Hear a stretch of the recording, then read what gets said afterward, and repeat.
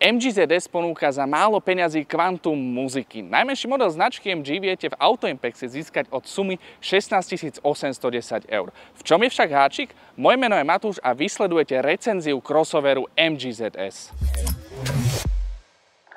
Na začiatok si zhrňme pár základných faktov. MG ZS ponúka výlučne iba spaľovacie motory, atraktívnu cenovku, s ktorou dokáže konkurovať aj na európskom trhu. Dizajn je naozaj podarený, jeho výraznou súčasťou je najmä predná maska, biele svetlomety a dynamické 17-palcové disky kolies. Kabína modelu ZS je veľmi kvalitne spracovaná, pretože všetko, čoho sa dotýkam, je z mäkčeného materiálu. Oko mi upútalo aj kontrastné prešívanie, či už na palubnej doske, na volante alebo na sedadlách. ZS nezaostáva ani po technologickej časti, pretože ponúka vodičovi dvojicu displejov, hlavný displej multimédií zastrešuje Apple CarPlay a Android Auto a ten druhý displej vám dáva všetky podstatné informácie o jazde.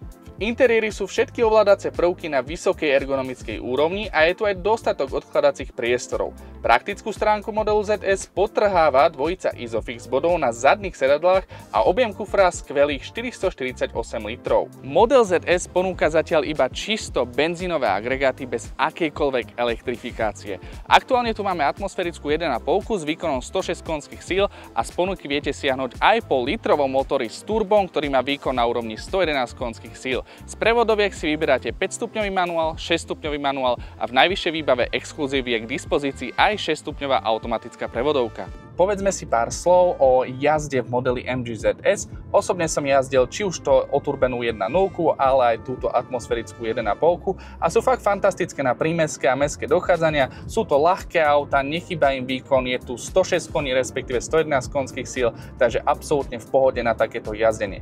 Ak však jazdíte diaľnice, určite siahajte po 1.0, tá má 6-stupňový manuál, respektíve 6-stupňový automat a to sa odráža na spotrebe, ktorá vie byť niekde okolo 6 litrov na 100 km. Čo sa týka podvozku, ten je príjemne tuhý, vpredu máme zavesenie McPherson, zadná náprava je vlečená a nedochádza tu k žiadnym zbytočným odskokom v rámci nerovnosti priečných alebo nejakých výmolov.